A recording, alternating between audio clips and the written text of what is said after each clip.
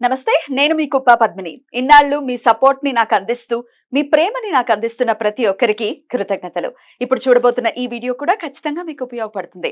Like, share and subscribe చేసి మీ ఇష్టాన్ని, అలాగే మీ సపోర్ట్‌ని నాకందించండి. అలాగే ఈ వీడియో పట్ల మీ అభిప్రాయాన్ని కామెంట్ సెక్షన్‌లో కామెంట్ చేసి నాకు తెలియజేయండి. నమస్తే. Welcome to our channel. నేను పద్మిని. ప్రస్తుతం మనతో పాటు ప్రముఖ ఆధ్యాత్మికవేత్త, astrologer, numerologist, gemmologist, tarot card reader, what not Tanishq గారు మనతో పాటు ఉన్నారు. మాట్లాడదాం. తనిష్క గారు నమస్తే అండి. నమస్తే మా. మేడం, ముందుగా మీకు కార్తీక పౌర్ణమి శుభాకాంక్షలు అండి. థ్యాంక్స్ మా.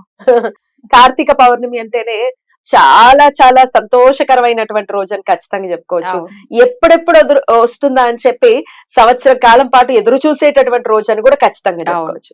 ప్రత్యేకంగా మీరు తమిళనాడు వాస్తవ్యులు కాబట్టి అవును. తమిళనాడు తిరువన్నామలైలో స్వామివారికి మహాకార్తికి అని చేసుకుంటారు. అవును. ఇక అక్కడ జ్యోతిని వెలిగించేటటువంటి ఆ క్రతువు మీకు అవును. నేను చెప్పాల్సిన అవసరం లేదు.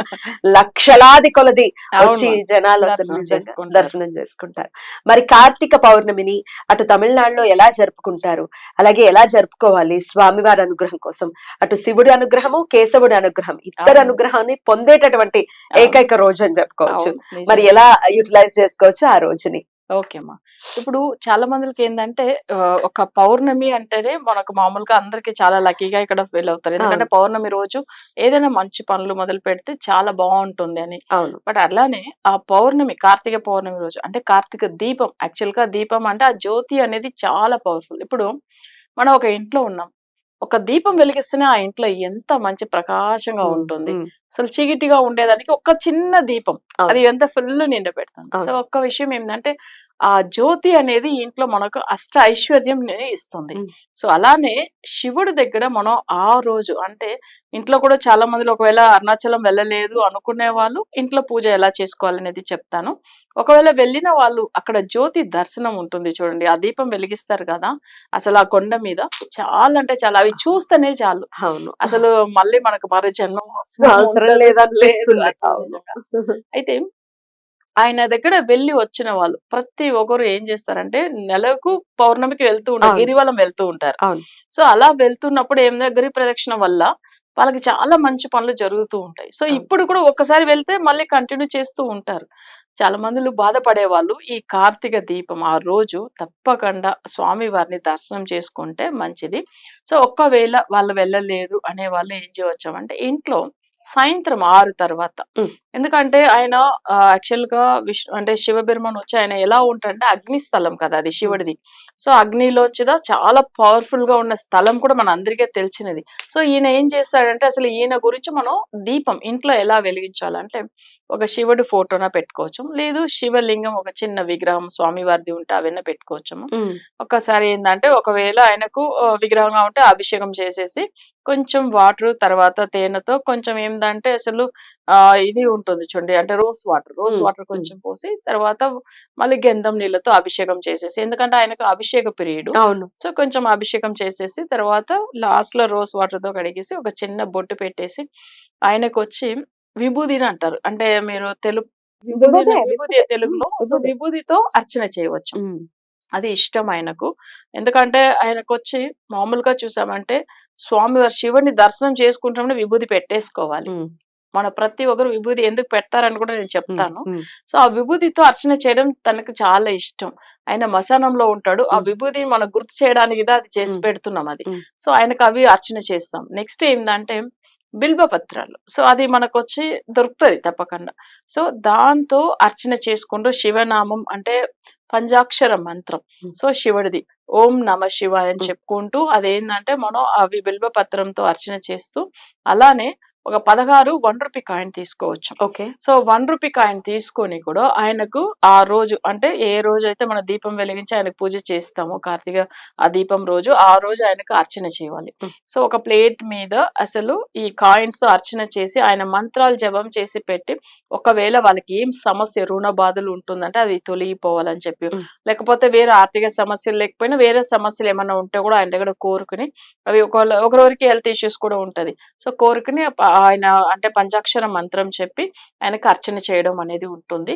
ఆ 16 కాయిన్స్ అలానే పెట్టి అర్చన చేసిన తర్వాత ఒక మంచి రోజు చూసుకుని తీసి మళ్ళీ అది బీరోలో క్యాష్ బాక్స్ లో పెట్టేవచ్చు. పెట్టుకోవచ్చు. పెట్టిన తర్వాత సో అది కొన్ని రోజులు అంటే నెక్స్ట్ పౌర్ణమి వచ్చే లోపల వాళ్ళకి ఒక మంచి దారి చూపిస్తాడు బా. శివుడు. ఉమ్.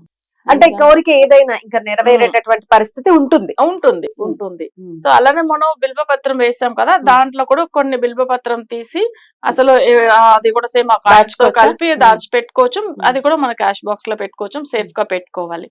సో ఇంకొక విషయం ఏంటంటే ఆయనకు ఆ రోజు ఉపవాసం ఉండి చేసే వాళ్ళు ఉంటారు. ఉమ్. నిజంగా ఆ రోజంతా అసలు నైట్ మేల్కొనే వాళ్ళు ఉంటారు. ఉమ్. కానీ స్వామి వారి గురించి ఏంటంటే భక్తితో చేస్తే చాలు. ఆయనకు పెద్దగా పెట్టాలా, ఆయనకు అట్లంతా కూడా ఇష్టం లేదు. Exactly. నిజమైన భక్తి ఉంటే చాలు.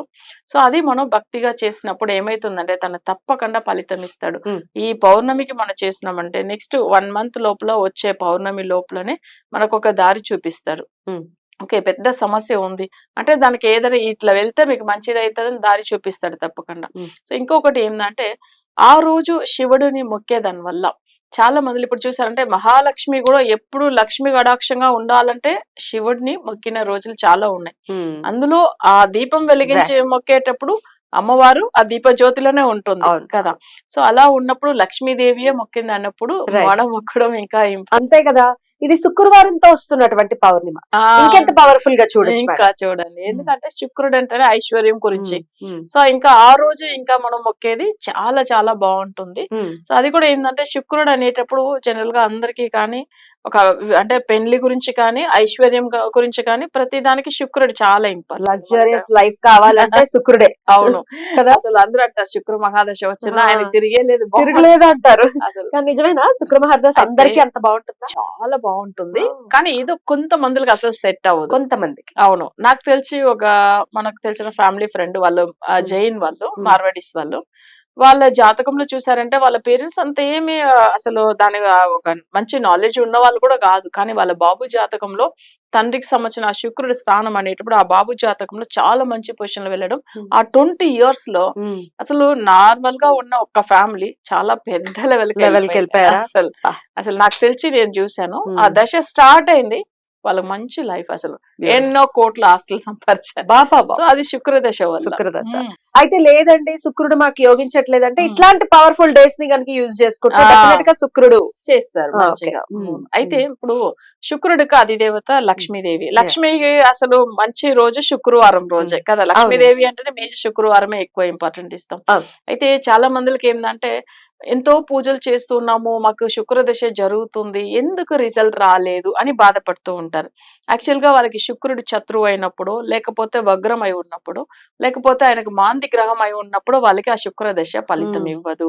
ఇదిదా చాలా మంది ఏం చేస్తారు, జ్యోతిష్యం చూడగానే శుక్రదశ కదా మీకు తిరగలేదు వెళ్ళిపోని చెప్పేస్తారు అంటారు.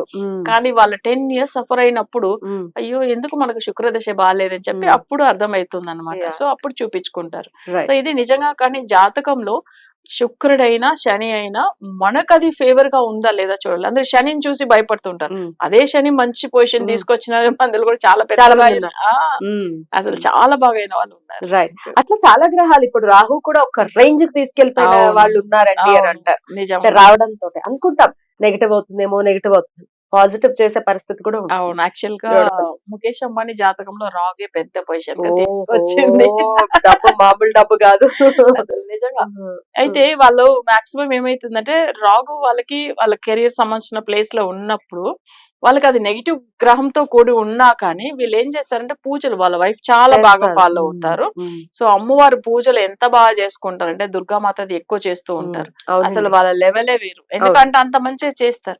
తప్పకుండా దేవుని నమ్మకం పెట్టుకుని చేయాలి. సో రాగు కూడా మంచిగా చేస్తారు. బ్యూటిఫుల్ అండి, చాలా అద్భుతంగా వివరించారు. ఈ 16 కాయిన్స్ తో చేసేటటువంటి రెమెడీ ఖచ్చితంగా ఈ పౌర్ణమి నాడు చేయండి అని చెప్తున్నారు. ఖచ్చితంగా ఇది చేసుకుని పౌర్ణమి యొక్క అద్భుతమైనటువంటి కాస్మిక్ ఎనర్జీతో ఉన్నటువంటి డే ని మన వాళ్ళందరూ యూటిలైజ్ చేసుకోవాలి. అలాగే మీరు కూడా పర్సనల్ గా రెమెడీస్ చేయిస్తూ ఉంటారు కదా, పౌర్ణమికి ఏమేమి రెమెడీస్ చేయిస్తూ ఉంటారు మీరు? ఓకే, యాక్చువల్ గా పౌర్ణమి అనేటప్పుడు మేము ఎక్కువ గ్రహాలకు వశీకరణం ఉంటుంది.